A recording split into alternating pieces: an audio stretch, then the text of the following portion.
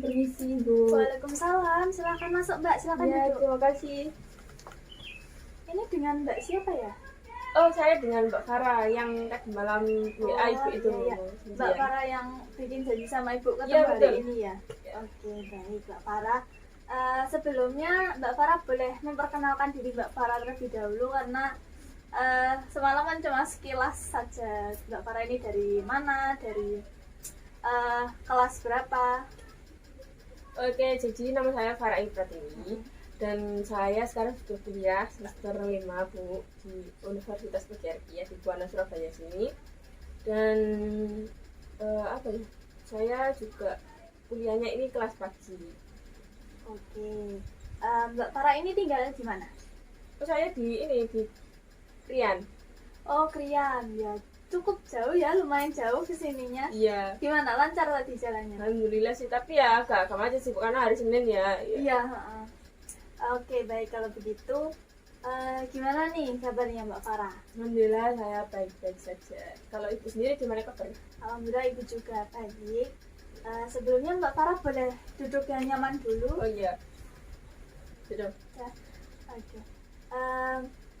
Mengulas lagi yang semalam Mbak Farah menghubungi Ibu itu, Mbak Farah katanya ingin melakukan proses konseling bersama Ibu. Nah, oke, sebelumnya ini Mbak Farah apakah sudah pernah mengikuti konseling?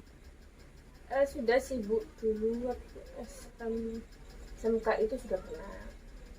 Tapi ini konselingnya itu yang baru-baru itu konseling kelompok. Oke, yang konseling kelompok berarti ya. Kalau individu ini baru pertama kali? Ya, kalau ya sendiri ini baru saya pertama kali. Oke, baik, berarti kurang lebih ya tahu lah ya konseling itu seperti apa. Ya, lupa ingat karena sudah dari SMK kan Bu, jadi agak lupa ingat. Oke, baik, kalau begitu Ibu akan jelaskan lagi, ulas kembali apa itu proses konseling. Jadi proses konseling itu adalah proses pemberian bantuan yang diberikan oleh konselor kepada konseli untuk membantu mengentaskan permasalahan yang dihadapi oleh konseling. Nah, konseling ini juga memiliki tujuan untuk yang itu tadi membantu menyelesaikan permasalahan konseli serta memandirikan konseli. Nah, di sini konselor di sini adalah Ibu di sini juga sebagai fasilitator Mbak Farah sebagai konseli untuk mengentaskan permasalahan Mbak Farah. Jadi nanti di sini Mbak Farah sendiri yang akan menemukan jawaban dari permasalahan Mbak Farah atau cara menangani masalahnya Mbak Farah sendiri gitu. Jadi sehingga nanti Mbak Farah bisa mandiri ketika menghadapi permasalahan. Baik. Apakah ada yang ditanyakan Mbak Farah? Sudah cukup jelas. Oke, baik, kalau begitu dalam proses konseling ini juga ada asas-asasnya Mbak. Yang pertama itu ada asas kerahasiaan, di mana di sini Ibu sebagai konselor menjaga kerahasiaan dari Mbak Farah sendiri secara erat. Jadi mau Mbak Farah ceritakan apapun itu hanya diketahui oleh Ibu dan Mbak Farah saja. Jadi Mbak Farah tidak perlu khawatir kalau permasalahan Mbak Farah ini akan diketahui oleh orang lain selain Ibu. Lalu ada juga asas keterbukaan. Jadi di dalam proses konseling ini keterbukaan konseling itu sangat diperlukan karena dengan Mbak Farah terbuka menceritakan semua permasalahan Mbak Farah atau apapun informasi yang berasal dari Mbak Farah itu akan sangat membantu jalannya proses konseling. Karena kalau nanti Mbak Farah tutup-tutupi mungkin akan terjadi miskomunikasi atau kesalahpahaman gitu ya Mbak Farah. Lalu ada juga asas kesukarelaan. Nah, asas kesukarelaan ini Mbak Farah datang mengikuti proses konseling ini karena kemauan dari Mbak Farah sendiri. Nah, Ibu mau tanya dulu nih, apakah Mbak Farah mengikuti konseling ini karena kemauan sendiri atau ada paksaan dari orang lain? Karena kemauan saya sendiri sih, karena ya yang saya sudah sangat-sangat tidak kuat untuk menahan masalah ini, jadi ya saya memutuskan untuk sukarela datang ke sini untuk melakukan proses konseling. Oke, baik, kalau begitu bagus sekali kalau Mbak Farah sukarela mengikuti proses konseling ini, karena dengan begitu Mbak Farah nanti bisa leluasa dalam mengikuti proses Betul. konseling. Oke, sebelumnya dari sini apakah ada yang ditanyakan? Tidak ada, sudah cukup sangat jelas. Oke, baik, kalau begitu sebelum kita mulai, kita tentukan dulu kontrak waktu kita selama melakukan proses konseling. Kira-kira Mbak Farah ini ingin melakukan proses konseling setiap pertemuannya itu berapa menit? Mungkin 30 menit, Bu. 30 menit cukup ya. Oke, kalau begitu kita sepakati setiap pertemuan kita selama 30 menit. Dan untuk beberapa kali pertemuan dalam 1 minggu itu kira-kira kita laksanakan 1 minggu 1 kali atau 2 minggu 1 kali. Mungkin lebih baik 1 minggu 1 kali sih, Bu, ya, agar apa ya, cepat selesai aja. Oke, baik, kalau begitu 1 minggu sekali ya, karena kan proses konseling itu tidak bisa selesai dalam 1 kali pertemuan saja kan, karena sesuai dengan permasalahan yang Mbak Farah alami nanti, serumit apa dan bagaimana penanganannya nanti dan perkembangannya nanti. Oke, baik, kalau begitu bisa kita lanjutkan untuk tahap inti dari proses konseling ini. Apakah Mbak Farah sudah siap? Sudah. Oke. Sekarang Mbak Farah, Ibu persilahkan untuk menceritakan permasalahan Mbak Farah yang lebih detail. Jadi itu saya tuh kayak sudah punya rasa yang benar-benar capek sekali karena memiliki teman itu yang apa ya, Bu, ya, dia tuh anaknya tuh menyepelekan waktu. Maksudnya jadi dia tuh seperti apa ya, anaknya itu suka ngaret atau suka nggak on time. Nah, tapi waktu ditegur sama teman-teman yang lain itu dia selalu menyepelekan, halah masih telat segini aja. Padahal dia itu udah cukup lama gitu loh waktunya. Jadi kita yang mau melakukan diskusi atau kita yang mau mengerjakan tugas atau mungkin kita mau main mau kemana, cuma nunggu dia aja itu lama banget, Bu. Jadi ya akhirnya jadwal yang sudah kita bentuk dari awal jam segini itu berantakan semua. Itu yang membuat saya, ya Allah, apa sih anaknya kok gini sih, kayak sambat saya itu sampai mendem banget loh dia aja. Ya Allah, capek aku lihat dia itu. Tapi kalau ditegur dia itu malah bodo amat, gitu loh, Bu. Capek saya lihatnya. Oke, teman Mbak Farah ini perempuan, laki-laki? Perempuan lah, Bu, pastinya. Siapa tahu laki-laki yang molor. Enggak, ini perempuan, Bu. Oke. Ini teman kuliah, teman dari kecil atau bagaimana, Mbak? Ini sih teman saya udah agak lama, tapi kita bareng-bareng dari SD, kita bareng dari kecil mungkin ya, dari lama kan teman lama saya dari SD kita bareng. Kemudian SMP kita memang bisa, SMA kita sempat bareng sebentar, tapi terus dia pindah. Kemudian waktu kuliah ini kita juga bisa, tapi dia sekarang sudah balik lagi karena ini daring, Bu, ya, jadi dia kuliahnya dari rumah seperti itu. Oke, jadi kalian ini beda universitas ya? Beda. Oke, kalau begitu kira-kira sejak kapan nih teman Mbak Farah tersebut suka ngaret gitu ya istilahnya? Mungkin apakah memang dari kecil dulu sudah seperti ini atau baru-baru ini? Enggak sih, Bu, dia itu kayak Bu itu mulai dia awal kuliah deh.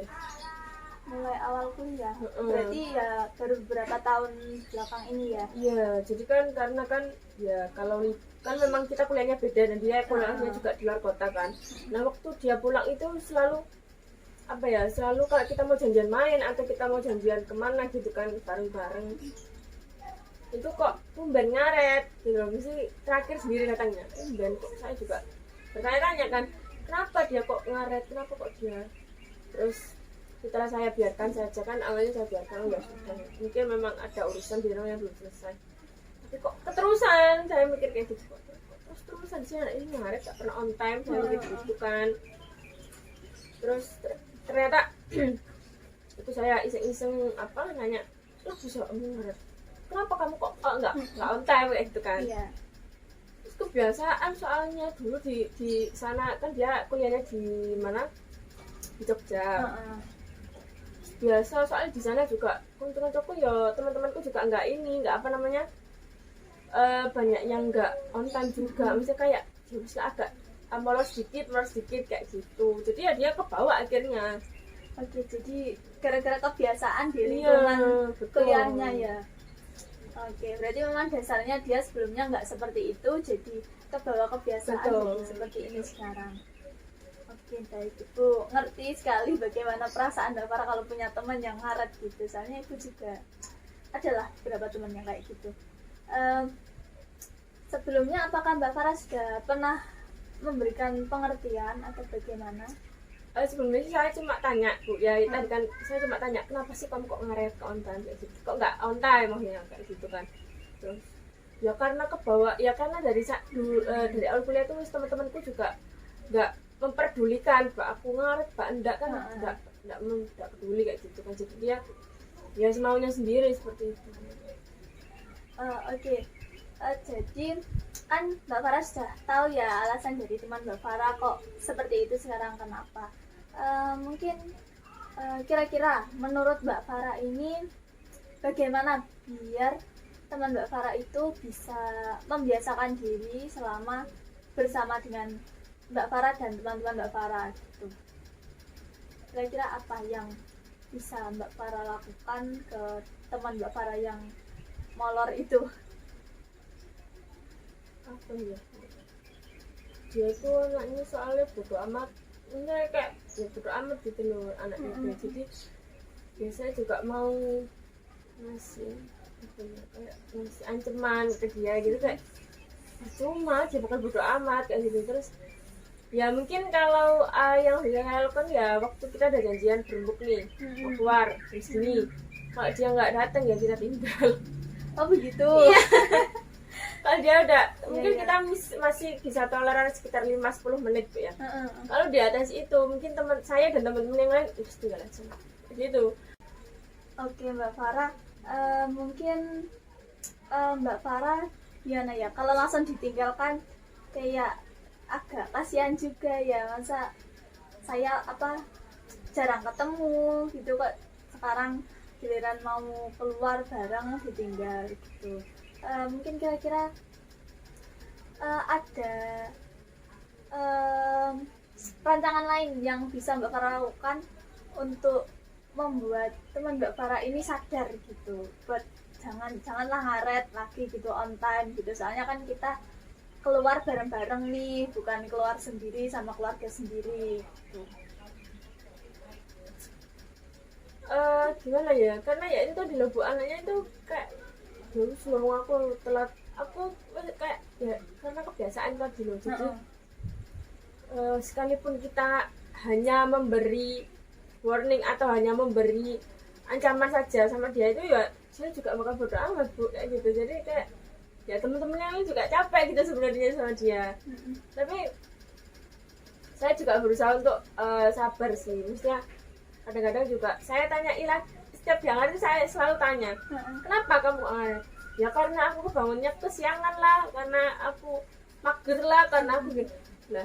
Terus saya tanya, lah kamu ini niat nggak sih main sama kita, maksudnya kamu niat nggak sih keluar sama kita, kok mesti ngaret, mesti alasanmu itu ada aja yang sebenarnya juga banyak yang nggak masuk akal seperti itu loh. Dan dia jawabnya ya niat sih metu kayak gitu loh, ya niat keluar gitu kan katanya. Terus ya sudah, kalau niat kenapa kamu kok suka ngaret, kamu nggak bisa nggak mungkin masang alarm kayak jam segini bangun, nanti siap jam segini, terus kita berangkat jam segini kan, gak kasihan sama teman-temanmu. Saya juga tanya gitu kan, gak kasihan sama teman-temanmu yang sudah nunggu, saya bilang gitu. Terus apa namanya, yo sakjane yo sebenarnya itu apa ya, dia itu sudah masang alarm kan, mahasiswa kan Bu ya, kalau pasang alarm jam segini set bunyi bangun dimatikan lagi, lanjut tidur lagi kan. Jadi kayak saya juga kayak aku kadang juga lupa kalau kita itu ada janji keluar, jadi ya kalau alarmku bunyi ya wes tak biarin, tak matikan terus aku tidur lagi. Aku juga nggak ingat kan kalau kalau ada janji kayak gitu. Oke, jadi teman Mbak Farah ini kayak nggak niat ya, maksudnya kayak nggak mementingkan apa ya, kalau mau keluar gitu. Tapi setidaknya kan teman Mbak Farah ini kayak bisa menghubungi lah, kayak aku mungkin datang telat atau kayak gitu, nggak ikut dulu gitu kan ya Mbak. Apakah Mbak Farah sudah mencoba memberi pengertian yang sekiranya sedikit membuat teman Mbak Farah ini ada perubahan? Enggak sih, saya juga capek bu. Iya, maksudnya saya udah setiap dia telat itu sudah saya bilangi, kamu tuh gini. Dia nggak pernah dengerin, ya sudah, saya juga kayak angkat tangan ya wes lah. Tapi teman-teman juga masih berunding, maksudnya masih kesel lah bu. Ya masih, ya saya juga capek hati juga lihat dia, kok gak ada perubahan sama sekali sih hari ini, gimana gitu loh. Saya juga kadang-kadang ngobrol sama orang tuanya. Tentu kalau bisa si ini tuh kalau kita ajak main tolong dibangunkan. Sudah. Itu kadang manjur sih bu. Manjur. Kadang manjur kalau saya bilang ke orang tuanya tuh ya jam segini sih kita keluar, tolong si ini dibangunkan jam segini tante, saya bilang gitu. Oh iya mbak, ya bangun, dia bisa on time. Ya meskipun ngaret tetap ngaret tapi enggak sampai yang parah, mungkin sampai 20 menit atau setengah jam mungkin. Enggak, itu lebih mungkin 5 menit ke 10 menit.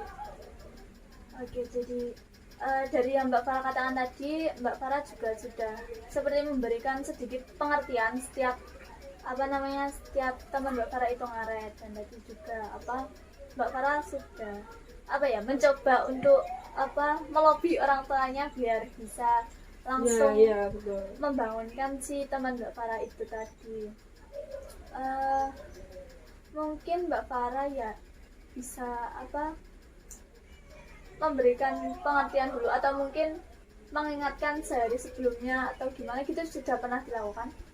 Ya sudah kan, kita kadang-kadang itu janjiannya itu malah mepet bu, maksudnya kita dadakan gitu, ayo besok keluar kayak gitu, ayo besok hari ini keluar, jadi nggak yang jauh-jauh hari banget itu enggak. Jadi kita mepet memang kalau keluar itu, jadi ya sudah janjian kan, otomatis sudah janjian, dia sudah baca dan dia sudah mengiyakan, otomatis kan dia bisa untuk datang dan ikut. Tapi ya itu tadi selalu ngaret, dan akhirnya rancangan yang sudah kita rancang dari awal tuh amburadul.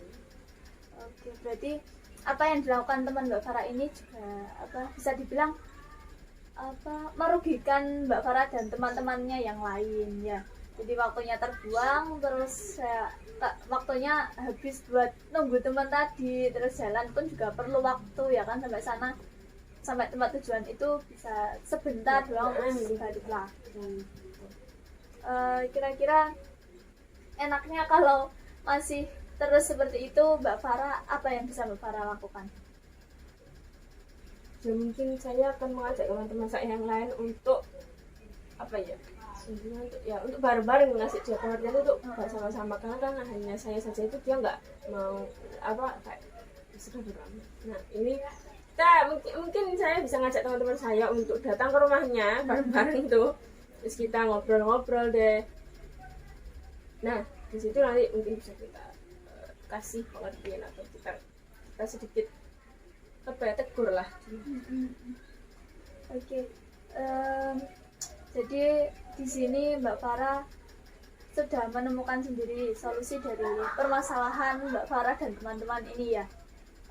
Jadi Mbak Farah memberikan pengertian bersama-sama dengan teman Mbak Farah untuk menegur atau memberikan pengertian kepada teman Mbak Farah yang tidak on time tersebut. Oke, mungkin ini bisa Mbak Farah terapkan nanti setelah mengikuti konseling ini. Jadi untuk pertemuan selanjutnya nanti kita akan membahas bagaimana perkembangan dari tadi yang sudah Mbak Farah jelaskan tadi. Mungkin untuk pertemuan kali ini cukup sampai di sini ya Mbak Farah, karena Mbak Farah juga sudah menemukan solusi dari permasalahan ini, jadi tinggal mengaplikasikannya saja dan kita lihat perkembangan selanjutnya. Oke. Untuk pertemuan selanjutnya nanti kita bisa saling komunikasi aja ya Mbak Farah, kira-kira bisanya hari apa, Mbak Farah bisa menghubungi Ibu lagi, enaknya kita ketemu di hari apa. Sebelumnya terima kasih Mbak Farah, proses konseling kita berjalan dengan lancar, alhamdulillah. Ibu bisa akhiri ya. Oke Mbak Farah. Kalau begitu saya pamit dulu Bu ya, dan saya juga terima kasih banyak karena Ibu sudah bersedia untuk membantu saya. Mohon maaf kalau ada kata-kata yang kurang berkenan. Saya pamit dulu. Iya Mbak Farah. Terima kasih Bu. Assalamualaikum. Salam.